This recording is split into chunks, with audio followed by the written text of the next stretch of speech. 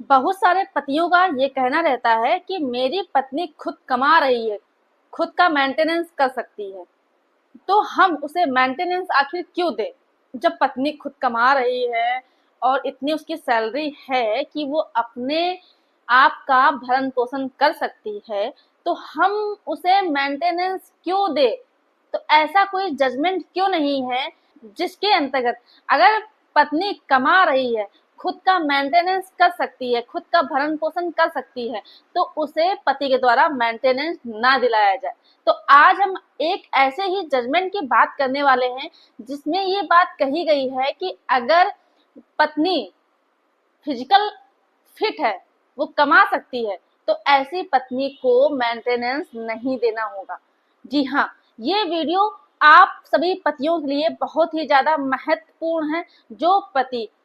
अपनी पत्नी को मेंटेनेंस नहीं देना चाहते हैं, जिनकी पत्नियां अच्छा खासा कमा रही है। तो ये वीडियो आप लोगों को पूरा अंत तक देखना है, बिल्कुल भी स्किप नहीं करना है, तभी आप लोगों को अच्छे से जानकारी समझ में आएगी। दूसरा काम आप लोगों को ये करना है कि अगर आप नए हैं, चैनल में पहली बार आए हैं, वीडियो को पहली बार देख रहे हैं, तो ये आपका ही चैनल है। ऐसे ही लीगली अपडेट रहने के लिए आप इस चैनल को सब्सक्राइब जरूर कर दें, साथ में बेल आइकन जरूर दबा दें, जिससे कि हम जो भी नई अपडेट डालें उसका नोटिफिकेशन आपके पास आता रहे और आप जानकारी प्राप्त करते रहें। नमस्कार दोस्तों, मैं एडवोकेट दिव्या, आपका आपके इस यूट्यूब चैनल में स्वागत है। जो पति अपनी पत्नियों से पीड़ित हैं, ये वीडियो उन पतियों को जरूर भेजें जो पति अपनी पत्नी से बहुत ज्यादा परेशान है, बिना किसी कारण के, जिनकी पत्नियां अपने पति को ससुराल वालों को छोड़ के चली गई हैं और किसी प्रकार से पति ने परेशान भी नहीं किया है, लेकिन फिर भी पत्नी ने अपने पति व ससुराल वालों के ऊपर झूठे मुकदमे लिखा रखे हैं। तो ऐसे लोगों को अगर पति मेंटेनेंस नहीं देना चाहता है, जो पत्नी फिजिकली फिट हैं, कमा सकती हैं और बिना कारण के वो अलग रह रही हैं, तो मेंटेनेंस देने से पति किस तरह से बच सकते हैं, तो आज हम आपको बताने वाले हैं। तो आप लोग इस वीडियो को ज्यादा से ज्यादा लोगों को शेयर कीजिए, जिससे कि जो पति परेशान है वो इस वीडियो के माध्यम से लाभ प्राप्त कर सके। कई बार ऐसा होता है कि पत्नी बिना कारण के अलग हो जाती है, वो फिजिकली फिट भी है और झूठे आरोप भी लगा रही है। ऐसे में पति नहीं चाहते हैं कि हम अपनी पत्नी को मेंटेनेंस दें, लेकिन मजबूरीवश पति को मेंटेनेंस देना पड़ता है, क्योंकि कोर्ट का ऑर्डर आ जाता है और कोई भी व्यक्ति कोर्ट के आदेश का उल्लंघन नहीं कर सकता है। इसलिए पति मजबूरी में अपनी पत्नी को पैसा देता है, क्योंकि जब पत्नी केस करती है तो पत्नी भले ही फिजिकली फिट हो, लेकिन वो कोर्ट में इस तरह का दर्शाती है कि मैं कहीं कमाने नहीं जा रही हूँ, मेरे पास कोई प्रॉपर्टी नहीं है, आमदनी का स्रोत नहीं है, मैं खुद का भरण पोषण नहीं कर सकती हूँ, मुझे पति के द्वारा पैसा दिलाया जाए, मेंटेनेंस दिलाया जाए, जिससे कि हम अपना जीवन यापन कर सकें। और ये भरोसा दिलाती है कोर्ट को कि हम कमा के खा नहीं सकते हैं, और पूरी पूरी पति की गलती को शो करती है कि पति की ही गलती है जिसकी वजह से हम अलग रह रहे हैं। मेरा पति ही मुझे नहीं रखना चाहता है, वो मेरे साथ क्रूएल्टी करता है, मुझे मारता है, मुझे पीटता है और उसने ही मुझे घर से बाहर निकाल दिया है। पत्नी खुद को दर्शाती है कि वो लाचार है, दुखी है, मजबूर है, वो खुद का मेंटेनेंस नहीं कर सकती है। तो इस हालात में पति से उसे मेंटेनेंस यानी कि भरण पोषण चाहिए।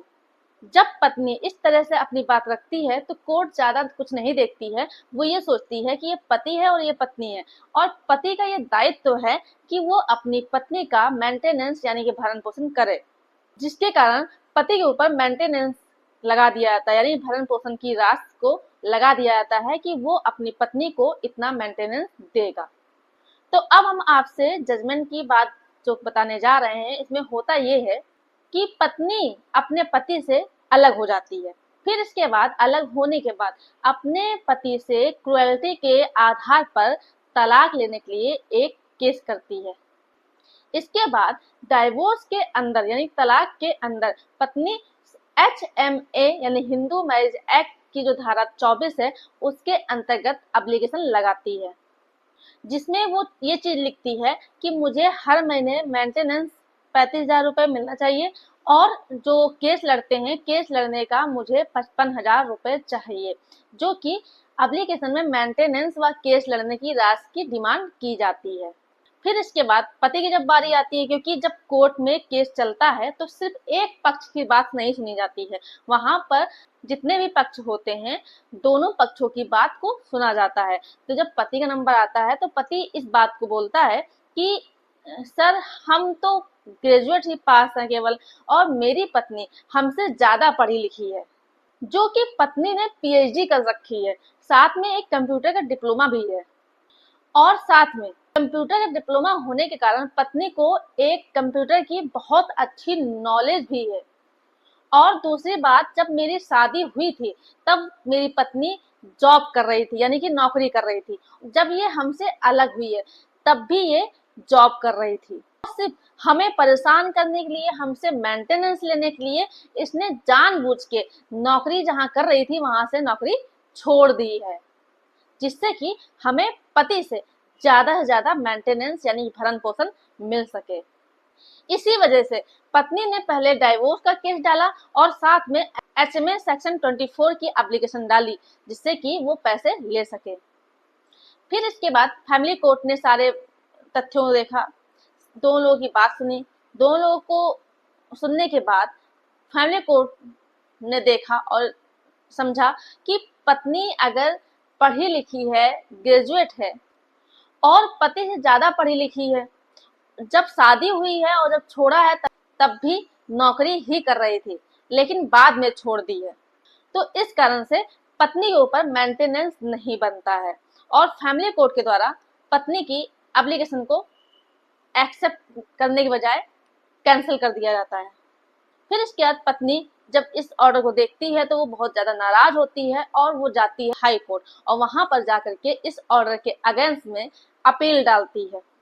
वहां पर भी जाकर के पत्नी अपनी बात रखती है कि वो लाचार है, वो कमा नहीं सकती है, उसके पति ने जानबूझ करके उसके घर से निकाल दिया है, वो उसे अपने साथ नहीं रखना चाहता है। तो ये सारी बातें जब कहती है कि इसी वजह से हमको मेंटेनेंस चाहिए, क्योंकि हमको अपना मेंटेनेंस करने के लिए पैसे की आवश्यकता है और हम कुछ कर नहीं सकते हैं। फिर ऑनरेबल हाई कोर्ट ने भी इन तथ्यों को देखा, सारी चीजों को देखते हुए उन्होंने ये बात कही, आप अपने पति से ज्यादा पढ़ी लिखी हैं, आप कमा सकती हैं, आप शादी से पहले भी कमा रही थी, शादी के बाद भी कमा रही थी, यहाँ तक कि जब आप अलग हुई हैं तब भी कमा रही थी, और अब जब मेंटेनेंस का नंबर आया है तब आपने अपनी नौकरी को छोड़ दिया है। इससे एक बात तो ये साबित होती है कि आप कमा सकती हैं अच्छा खासा, तो आप जब कमा सकती हैं तो आप खुद का मेंटेनेंस भी कर सकती हैं, इस वजह से आपका मेंटेनेंस कैंसिल किया जाता है।